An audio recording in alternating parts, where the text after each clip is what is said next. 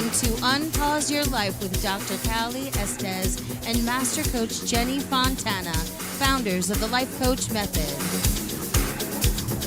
Each one of our uplifting and deep dive episodes is geared to help you tackle the things that hold you back from having the most magnificent life you deserve. Sit back, relax, and prepare to be coached.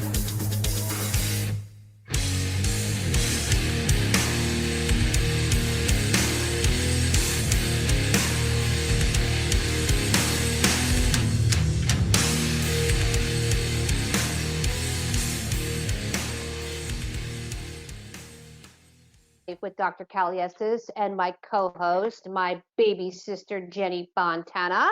Hey, hey. Today, we have a great topic. We are going to talk about trading time for money. Sometimes you do it and you don't even realize you're actually doing it. And then there are other times you pre-plan it, but if you actually added up all the time you spent, the amount of money you spent would be what? Redonkulous. I like that word. I learned that word. So we're going to talk about trading time for money. Jenny, tell us about what you think trading time for money means.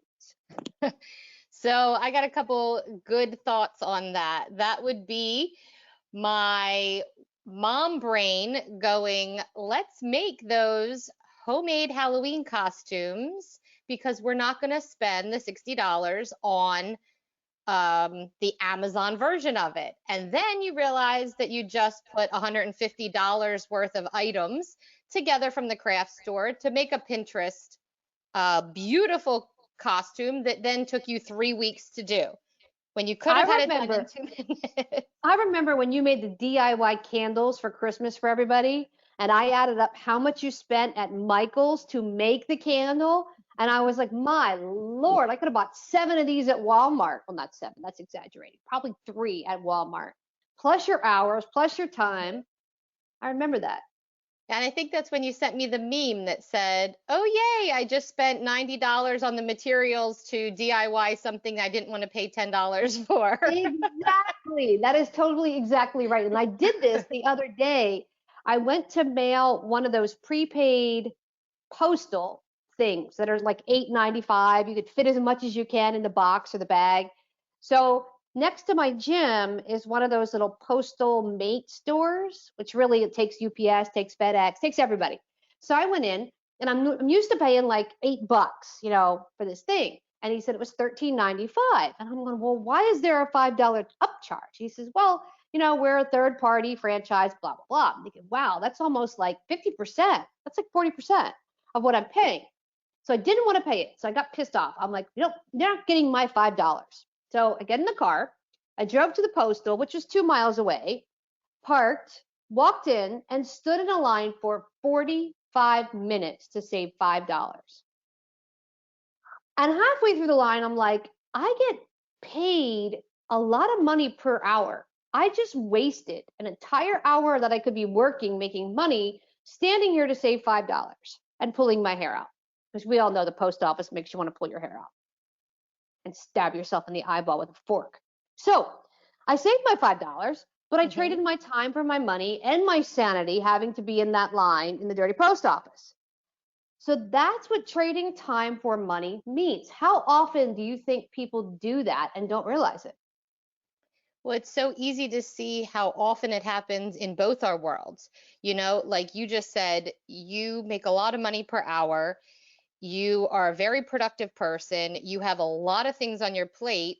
And that 45 minutes could have been spent making thousands of dollars potentially at one point. And then from the mom perspective, I'm thinking right off the bat, like daycare. Okay. So some daycares let you have a tuition cut, come in and volunteer work at the daycare a couple hours a week so that you can spend less per year. Because we all know daycare is really expensive. And some people are working just to pay for daycare. So when you hear a tuition reimbursement or less of that particular tuition, you're going to take it because you're thinking more money in my pocket. When in fact, You could be spending it being a lot more productive, working on your business that you want that you can't think about because you're spending it with the 3-year-olds in the daycare, room, Right. trying to save that extra $100 a week, or a couple $100 a month, or whatever it is, and not Isn't seeing the potential of what you could be doing. isn't that big with private schools? That like they give you a tuition reimbursement or tuition break, and then you have to go volunteer and you have to, you know, get on the bus Yeah. with all these kids, and then you have to get in the classroom, and then it's not just a little bit of time, it gets excessive, doesn't it? That absolutely can be true. I mean, there's plenty of different things that people are thinking, if I just put my time out there because I'm not losing money, I'm actually, saving money, but at the expense of what? But their time is the most precious thing that you can give someone, and you're giving it away for maybe saving a couple bucks. In your case, it was saving five and change, in Yeah, and I'll give you another example because I play in the executive market. I don't have kids. I like to make money, build companies, travel around the world, blah blah blah. But I have trouble getting a housekeeper because I'm one of those people who's like, well, my house is dirty. If I hire a housekeeper, I got to clean it so the housekeeper can come to the clean house, because which you don't want them negates, to see. right. And that negates the whole purpose of having the housekeeper who knows my house is dirty anyway, because that's her job. Mhm. So I spend hours cleaning. Like, for example, if I'm going to clean the kitchen, I am the slowest person in the kitchen you have ever met cleaning pots and pans. And I get distracted and stuff is everywhere. My husband can do it in 15 minutes. It takes me 2 hours to get the level of clean he does. And I hate it the whole time. So I could do something more productive with my time where I'm actually enjoying it and hire someone to do that at a lower rate. And that's the executive business 101, where we take, in business, we say, hire people to do what you can't do.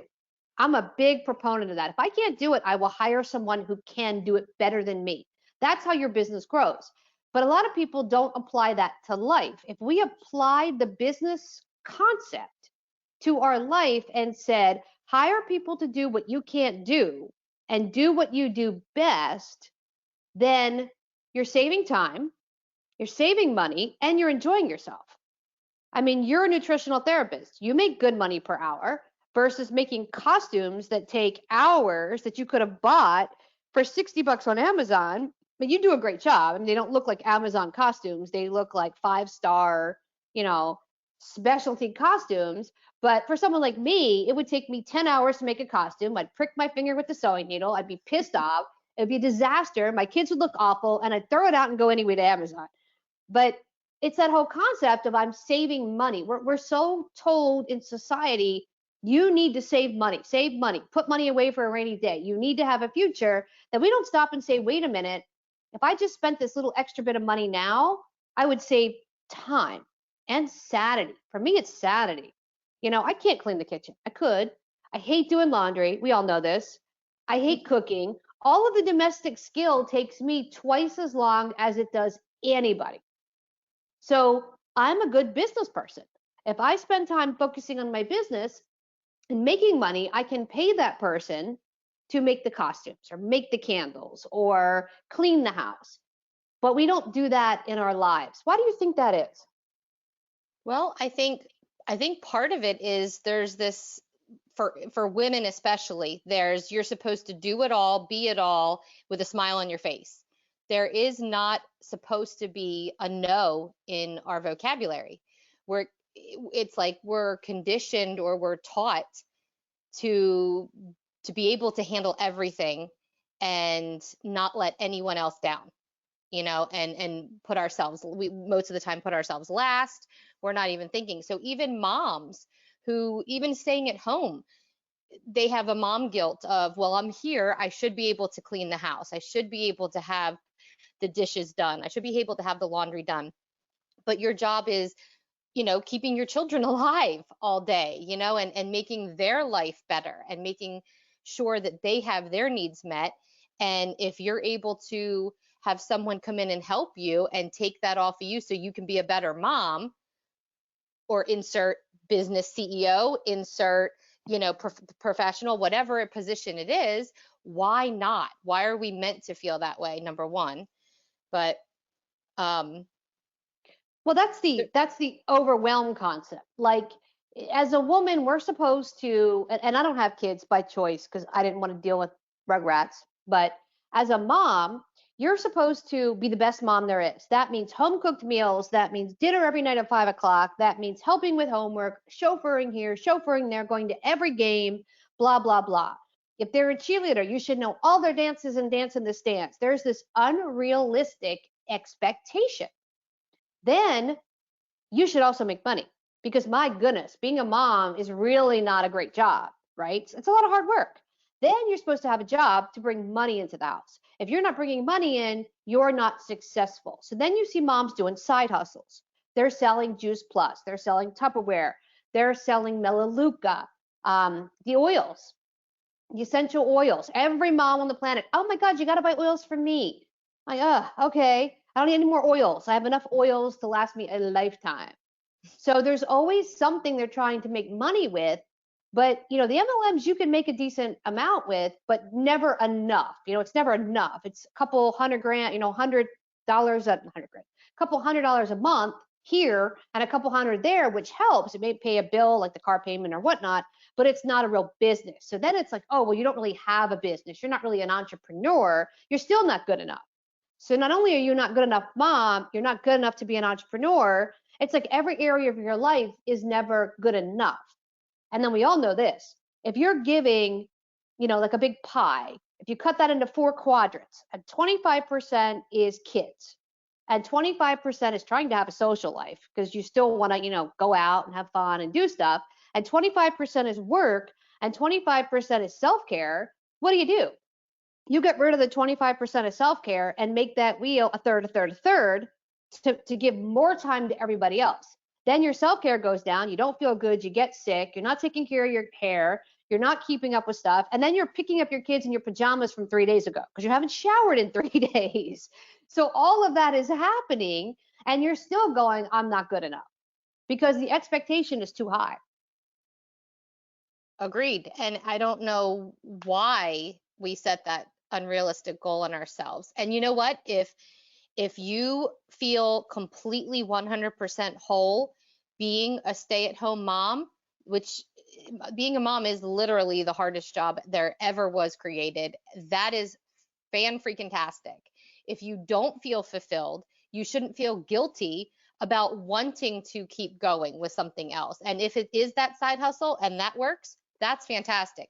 If it's a full-on $1 million business, then you should feel like you can go for that.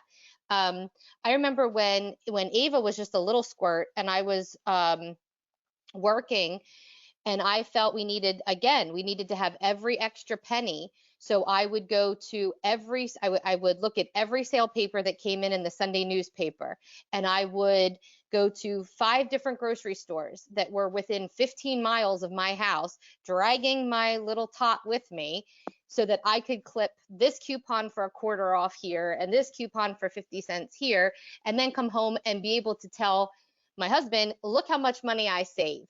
I did great. You're the breadwinner, but I'm contributing because I am saving all this money in groceries. And it was wonderful. It felt great. But when you start thinking about all the time that I wasted, I could have probably had another part-time job had I went to one grocery store, maybe spent an extra $10 more, but then went back and sat down at my computer and busted out something else that I wanted to do or that would have brought in an actual income. Yeah, and that comes a lot with people that have terminal paychecks. People that know every Friday or every other Friday, I am going to get X amount of money. So I only get this amount of money. So entrepreneurs think differently. But the average person that goes to work, gets a paycheck, knows I only have X amount of money and I have X amount of bills.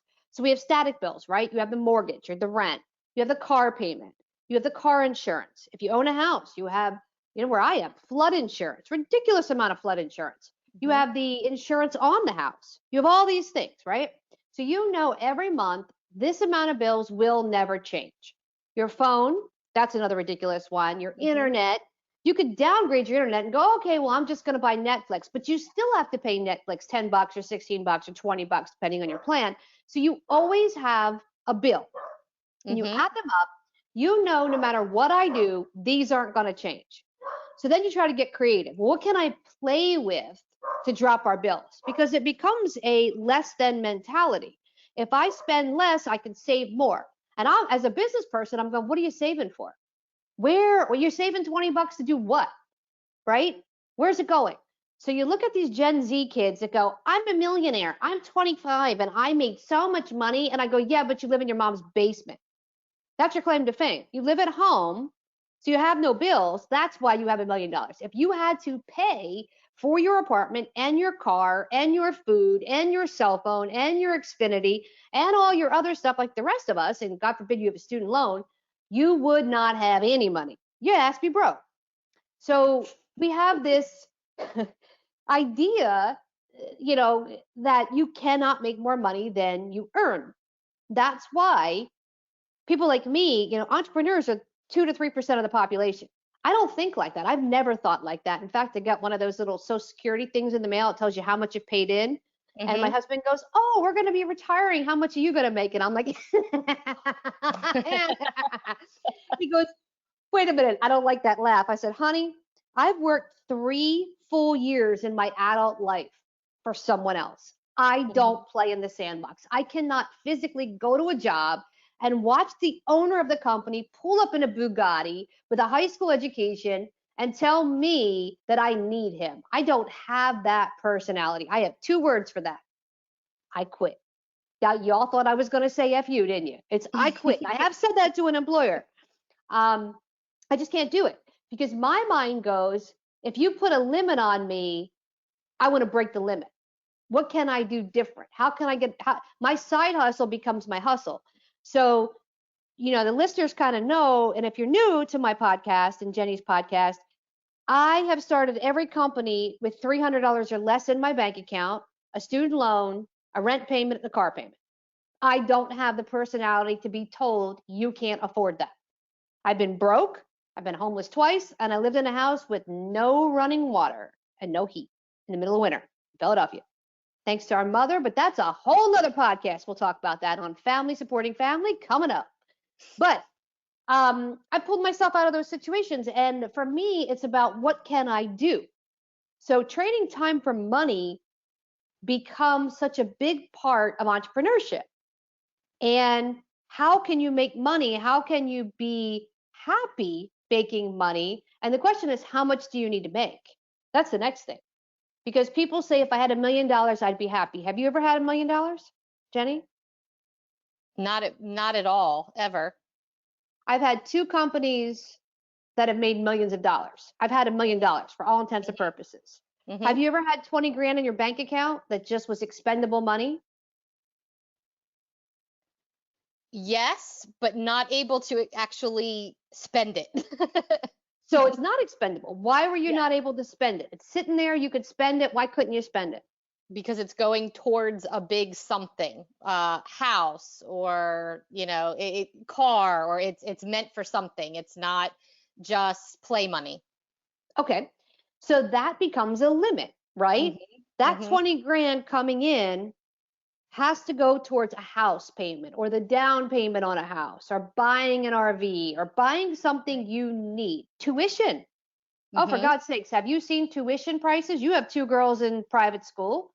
Yep. We're going to have 2 girls in college. Now, Yep. thanks to your older sister who went to Penn State, both of them get half off if they want to go. But chances are neither one of them will want to go to Penn State. So they're going to come to you. I have one that wants to go out to California, so they may be able to go visit Aunt C when you're out there again. There we go. But that's another expense. So 20 grand when you have kids is nothing, right? You have school clothes, you have backpacks, they're going to both drive. Right. They're going to want to get married. If you want to financially help your kids in any way, shape, or form, expendable money, if you have a terminal paycheck, just doesn't exist. You have to be an entrepreneur. You have to be somebody going, how do I get to the next level? And not everybody's cut out for that. So when we talk about trading time for money, the first thing I tell everybody is you have to be happy. Sure, it's easier to cry in a BMW than on a bicycle. Sure, I've done it. Cried in a bicycle, I've cried in a BMW. But you have to be happy along the way. You cannot kill yourself and be burnt out to trade time for money. So, what are some takeaways we can give our listeners? What are some things they can do to not trade time for money? Right off the cuff of my head, here's one. If you can buy it cheaper than you can make it, buy it. You don't need to make the handmade candle if it's going to cost you $25 when you can buy the candle at Walmart for $5. Nobody cares in the long run. That's just the reality of it. No one really cares that you took 20 hours to make this handmade candle. It's going to burn the same as the cheapo one from Walmart. Well, preferably you go to Target, not Walmart, because Walmart just a mess. But if you build that into a business, then you can turn that little bit of time traded for money into an actual business and create continuing income. Correct. That's absolutely an option. Instead of spending all those hours shopping for the DIY items, making the DIY items, et cetera, it's just not appreciated anymore. It used to be. Back in the 50s, if you baked someone a birthday cake, even though it was lopsided and runny, it was more appreciated than the store-bought cake. We're not in that era anymore. We're in an era of get things done, time management, et cetera. So that's the first thing. The second thing is when you're making big purchases, look at return on investment. I didn't buy a house until I was 46 for a reason. Number one, down payment's 20%. I wasn't interested in a house for me to live in. I was interested in a house where I could bring a return on investment. I wanted a property that had a mother-in-law suite that I could Airbnb or have my clients come stay. So I'm on the beach. I have a house on the beach with a saltwater pool, a saltwater hot tub, huge side lot of grounds for them to run, completely secluded. And I have a mother-in-law suite, which is a 1-bedroom detached apartment, almost 900 square feet. I can Airbnb it. I can get an income every month for 1 week to offset the taxes or the rent. You have to think like that. Instead of going, well, I want this big house for me to live in, that's one of the worst things you can do because that money is now allocated for mortgage and it's not a return on your investment. People don't think like business people. They think about, I want the lower hanging fruit because it's easier, but it's not going to give you money back. That's trading time for money. Now I have someone coming into my Airbnb next week and I'm going to make $2,000 for doing what? Putting on a bed sheet, putting on some pillows, putting some fresh flowers on the table, spraying some room freshener, and putting out some fresh towels. They come, they leave, I wash everything, I got $2,000. That's not trading time for money, right? I could put that $2,000 right towards the mortgage. Bam, done. So that's the second thing. Take a look at your purchases. Buy things that make sense, not things that don't. What you got on that side over there?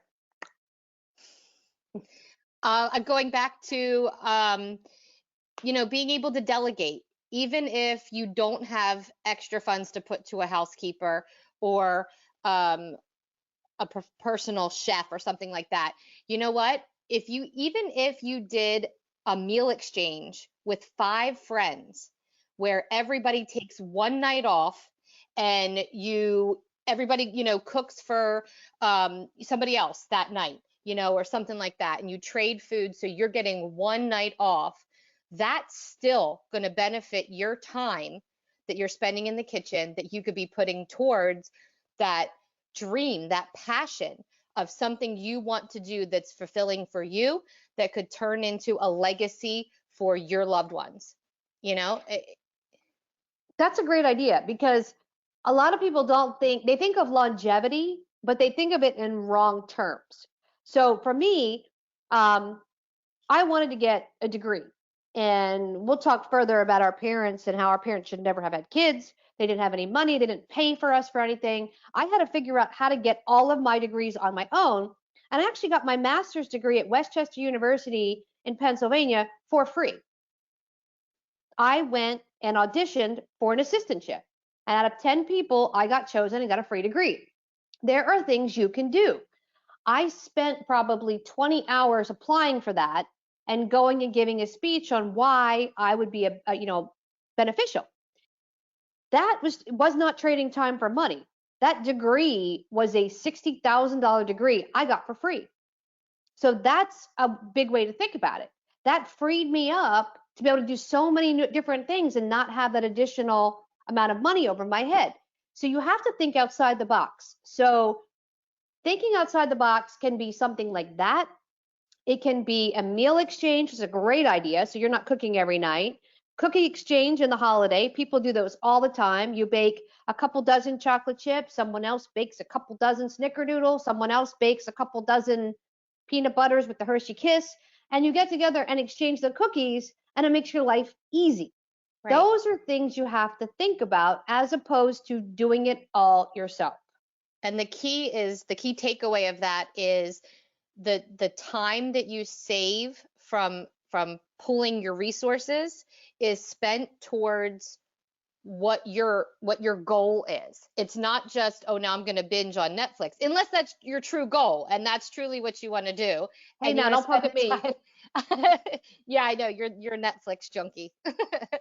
But if you have a passion, if you have a desire to move forward in something, whatever it is, if it is building your own business, if it is creating something, even if that is an Etsy business. I mean, there is a whole platform for those awesome do-it-yourself creations that really come from the heart that people do like. Personally, I do like those kind of things. If that's what you want to build as your business, do that in the time that you're saving. Don't worry about clipping coupons so much, because the price of gas right now is going to be more than any coupon that you save driving around from grocery store to grocery store. No doubt on that. I saw a funny TikTok. The girl goes, honey, will you take me out somewhere expensive tonight? And he wasn't paying attention. He went, uh-huh. And she goes, no, really expensive. And he looked at her and he said, okay, go get dressed. And they get in the car and she's all excited. And she's like, where are we going to go? And he pulls up to the gas pump and she goes, we don't need gas. And he goes, nope, but you wanted to go somewhere expensive, really expensive. So here we are. And she looks at the camera and she goes, motherfucker. And she's like, I don't like you. And it's exactly right. He took her to the gas station. That is expensive. $8 a gallon in California. And I got a diesel. I got 2 diesels. So I bought diesel to go less than gas. And here I am. But I digress. Yes. So we have a lot of content coming. We can talk about side hustles all day long. That's coming up. We're going to talk about how to get clients. We're going to talk about how to be the Uber mom. We're going to talk about how to be the Uber entrepreneur, gigs from home that make $125 and up. Prioritizing your time management, organization, so that you can reach those goals. We're going to talk about imposter syndrome. We're going to talk about FOMO. We're going to talk about wanting to smother your husband because he breathes wrong. Oh, we have a whole new topic on that coming up. So stay listening. Check us out, unpauseyourlife.com for other episodes. We are on iTunes, iHeartRadio, Amazon, a bunch of other stuff. And if you're looking to get trained or additional training in a specific topic, check out thelifecoachmethod.com for some of our courses and ways to work on yourself in coaching me. Stay tuned, my friends. See you next time. Bye. Thank you for listening to Unpause Your Life with Dr. Cali, Estes, and Master Coach Jenny Fontana. Head over to www.thelifecoachmethod.com to learn more about coaching yourself and how to become a master coach.